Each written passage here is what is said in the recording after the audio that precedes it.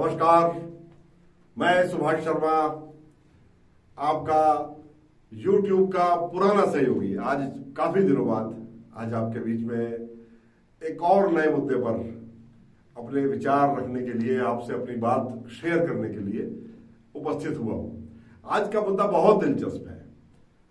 आप लोग अक्सर राजनीतिक दलों की रैलियों में, उनके कार्यक्रमों में, उनकी मीटिंग्स में, बड़ी मीटिंग्स में आप भीड़ देखते हैं।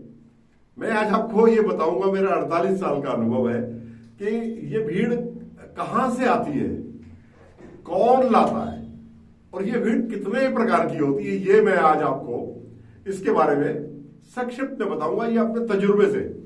इसे कोई भी राजनीतिक दल अपने ऊपर ना ले, ना ये मेरा किसी राजनीतिक दल के ऊपर कोई कटाक्ष है, ये मेरा अनुभव है और अनुभव के आधार पर निष्पक्ष होकर के आज मैं आपको इसके विषय में बताऊंगा। ये विचार मेरे पास यहां से आया कि कल 2 रैलियां थी उत्तराखंड में। एक रैली सत्ताधारी भारतीय जनता पार्टी ने की।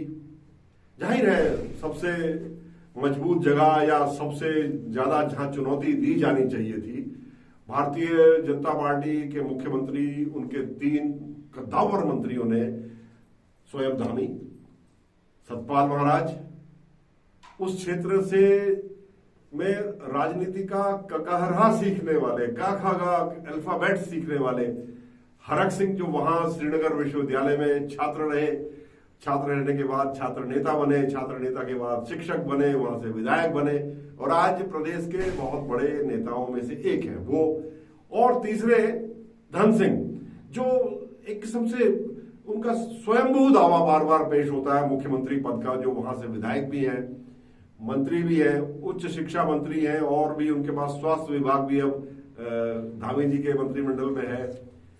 ये तब सब लोग, और इनके साथ 8, 9, 10 विधायक और, कम से कम 10 विधायक और, ये सब लोग उसमें शामिल थे।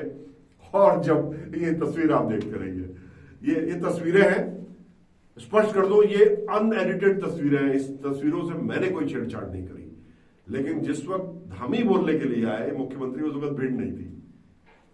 ये तस्वीरों के साथ, मैं हमेशा सबूत के साथ में बोलता हूं। तो ये भीड़ कौन सी है जो सुबह तो थी 11 बजे, 12 बजे, 1 बजे तक थी, और 1:30, 2 बजे, 2:30 बजे जब मुख्यमंत्री का वो, मतलब जिनके चेहरे पर, जिनके नेतृत्व में वो सारा कार्यक्रम हो रहा है, पुष्कर सिंह धामी, जब उनका बोलने का नंबर आया तो कुछ कैमरामैन, कुछ सुरक्षाकर्मी और थोड़े से कार्यकर्ता और जो दावेदार थे, जो राजनेता थे, जो मंत्री थे, जो विधायक थे, वो बगले झांक रहे थे क्योंकि लोग नहीं थे। ये वो कौन थे जो सुबह 10 बजे भी आ गए थे, 12, 1 बजे तक भी रहे और 2 बजे आते आते वो गायब हो गए। ये मैं थोड़ा सा आपको आज बताना चाहता हूं। देखिए, राजनीति का बड़ा सीधा सा नियम है और वो सारे व्यापार का ही नियम है, जो दिखता है वो बिकता है। तो दिखे, जनता के बीच में किसी तरह से नजर आए, इसके लिए बहुत प्रयास राजनीतिक दल करते हैं और ये पूरा एक मैनेजमेंट है, भीड़ जुटाने का एक मैनेजमेंट है। इसमें भीड़ मोटे तौर पर 3 किस्म की आती है। एक भीड़ तो वो है जो अपनी पॉलिटिकल पार्टी के लिए, अपने नेता के लिए, अपनी राजनीतिक विचारधारा की प्रतिबद्धता के लिए वो हमें स्वतः आती है, उस भीड़ को लाना नहीं पड़ता, अपने आप आई गई भीड़ होती है, ऐसी भीड़।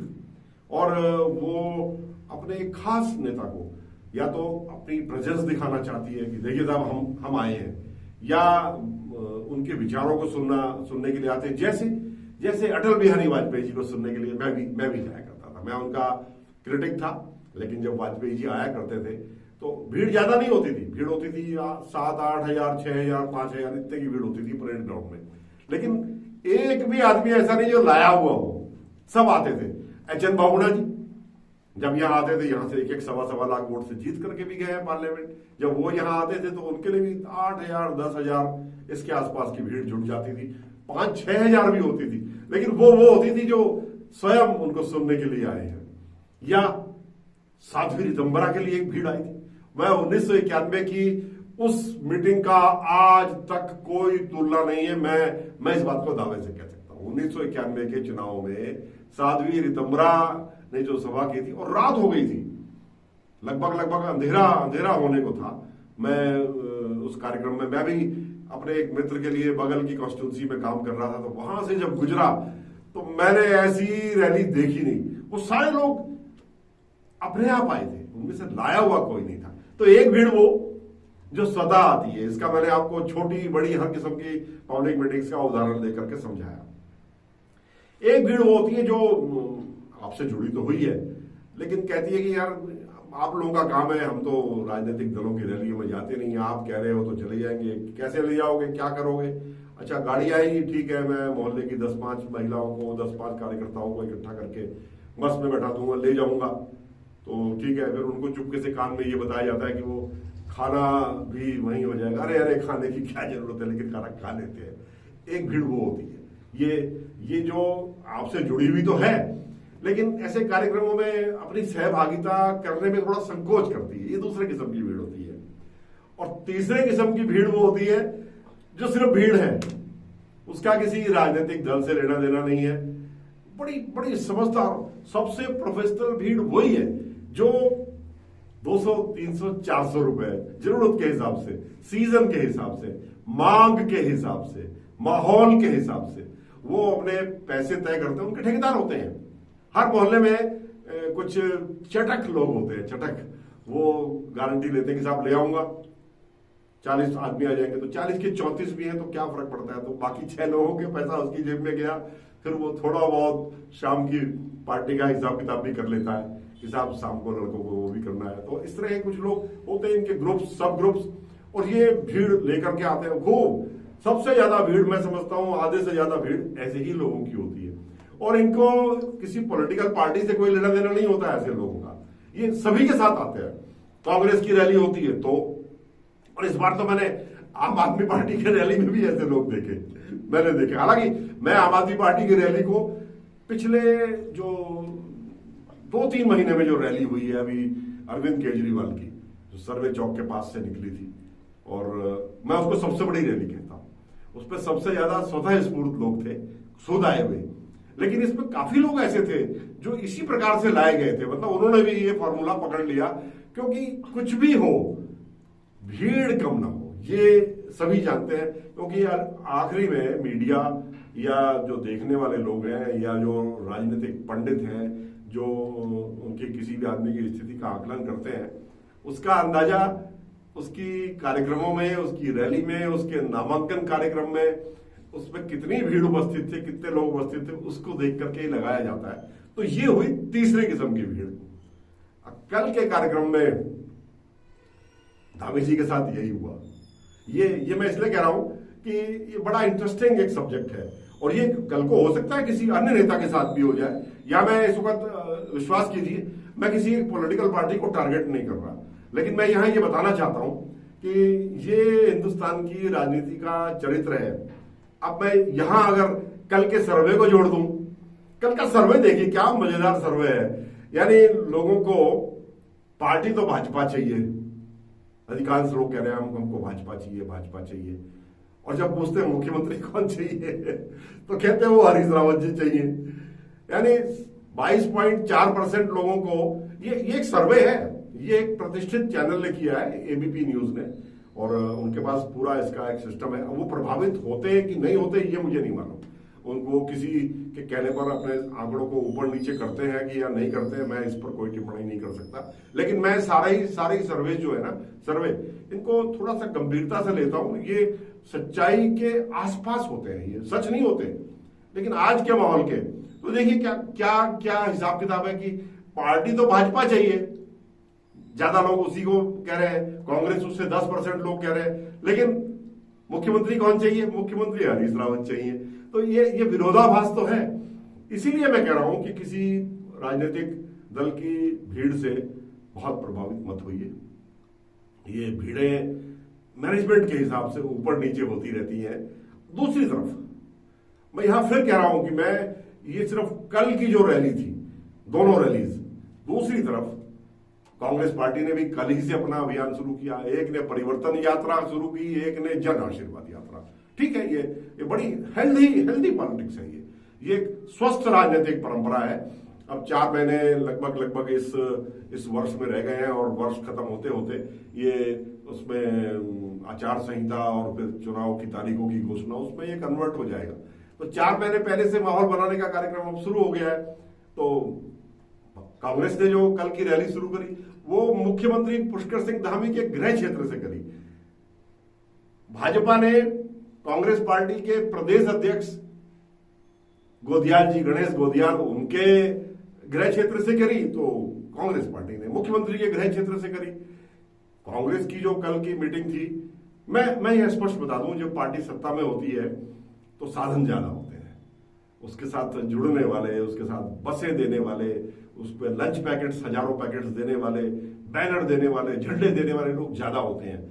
लेकिन जो कल की वहां रैली थी वो थोड़ी स्वतः स्फूर्त लोग उस पर ज्यादा थे। वो इसलिए मैं कह सकता हूं कि पुष्कर सिंह धामी की रैली में 2 बजे तक लोगों का गायब होना और कांग्रेस की रैली में रात के 9 बजे तक भी लोगों का जुटे रहना, ये थोड़ा सा माहौल को दर्शाता है। तो वहां भी लोग इसी तरह से लाए गए।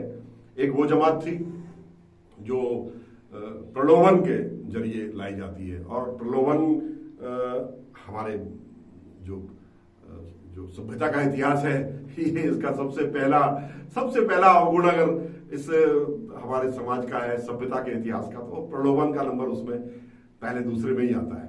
वो है और रहेगा।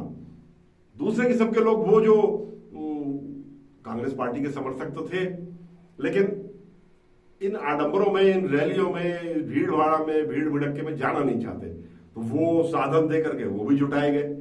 और तीसरे वो लोग जो अपने नेता के प्रति प्रतिबद्ध है, इसको मैं जो भी कहूं लोकतंत्र के लिए अच्छा कहूं कि कल कांग्रेस के तीनों धड़ों के लोग, 3 तो नहीं 2 धड़े, क्योंकि प्रीतम सिंह स्वयं मौजूद थे वहां पर, जो धड़े कहे जाते हैं, और ये तो रहते ही हैं, ये रहेंगे। जहां भी 4 बुद्धिमान लोग होंगे, वो चाहे भारतीय जनता पार्टी हो, वो चाहे कांग्रेस हो या दूसरी पॉलिटिकल पार्टी हो, वहां पर ये धड़े रहेंगे। और जैसे जैसे पार्टियों का इतिहास पुराना होता है, ये धड़े भी बनते ही रहते हैं। इसको कोई अवगुण नहीं कहना चाहिए राजनीति का। विचारों में भिन्नता होगी तभी तो दोनों में टकराव होगा और तीसरी कोई नई अच्छी चीज निकलेगी। ये प्रोसेस है, वाद प्रतिवाद, दोनों के बीच में संवाद, इसी से तो राजनीति आगे बढ़ती है। संवाद के बाद एक निष्कर्ष निकलता है, फिर उस निष्कर्ष के खिलाफ फिर उसका प्रतिवाद होता है, फिर प्रतिवाद के बाद संवाद होता है, फिर निष्कर्ष। तो ये इवोल्यूशन का प्रोसेस है और राजनीति भी इसी तरह से आगे बढ़ रही है। तो मैं अपने तजुर्बे से आपको ये बताया कि पॉलिटिकल पार्टीज के कार्यक्रमों में, उनकी रैली में जो भीड़ आती है, उसमें जो प्रतिबद्ध लोग हैं उनकी तादाद पर ही आपको अंदाजा लगाना चाहिए। क्योंकि ये किराए के लोग तो ऐसा भी है कि दिन में 2-2 रैली करते हैं ऐसा भी होता है कि सवेरे 11 बजे तक किसी और की रैली में थे, रात को टोपी बदल के फिर शाम की रैली में दूसरे कार्यक्रम में किसी और के लिए चले। कई बार तो नारे तक याद नहीं रहते कि कौन सा लगाना है। हालांकि ये बड़ी होशियार एक जमात है जिनका धंधा ये चुनाव, पंचायत चुनाव, इसके आसपास खूब बढ़िया चलता है। तो थोड़ा बहुत 10-5 दिन का उनकी भी घर में थोड़ा नॉर्मल खाने से जरा थोड़ा सा अच्छा दूसरे किस्म का खाना हो जाता है, जिसका मैं यहाँ भी जिक्र नहीं कर सकता, करना भी नहीं चाहता। तो ये मैंने आपको अपने तजुर्बे से बताया। बड़ा इंटरेस्टिंग है इसको देखना, और इसको देखा करिए, मजेदार। अब ये इनएविटेबल है, इससे आप बच तो सकते नहीं। तो आनंद लीजिए ना, इसका आनंद लीजिए। इससे चिढ़ना क्या, हमारे लिए जाम भी होंगे। पॉलिटिकल पार्टीज की रैली है, हमारा रूट भी डाइवर्ट किया जाएगा, हम जहां जाना चाहते हैं वहां लेट भी होंगे, हमको देरी भी होगी अपने कार्यक्रमों में। 2 घंटे के लिए जिसमें हम जा रहे हैं 4 घंटे लगेंगे। तो आनंद लीजिए थोड़ा सा, समाज में क्या हो रहा है इसे स्वयं भी देखिए। तो मैं इस तरह की चर्चाएं आपके बीच में आगे भी लाता रहूंगा। आज बहुत दिनों के बाद आपके बीच में, मैं लगभग 1 महीने के बाद यूट्यूब पर मैंने कोई वीडियो बनाया है, कोई विशेष कारण नहीं। हाँ, मेरे जिन शुभ चिंतकों ने इस बीच मुझे बहुत सारे मैसेजेस और फोन करके पूछा है, उनको मैं फिर से आश्वस्त कर दूं, मैं बिल्कुल स्वस्थ हूं, मानसिक रूप से भी, शारीरिक रूप से भी। बस वो कभी कभी क्या होता है कि एक मूड थोड़ा सा नहीं होता। हाँ, मैं ब्लॉगिंग तो कर ही रहा हूं, 12-15 ब्लॉग्स मेरे रोज मेरे सुभाष शर्मा पेज पर आते हैं, उसमें मेरे से आप बहुत सारे लोग जुड़ गए। मैं चुप नहीं रहा, मैंने फॉर्मेट चेंज किया। बगैर किसी वजह के। अब मैं कोशिश करूंगा कि मैं दोनों फॉर्मेट्स पर आगे आप लोगों से रूबरू होता रहूं। मेरे साथ इतनी देर तक जुड़े रहने के लिए आप सबका बहुत बहुत आभार। नमस्कार।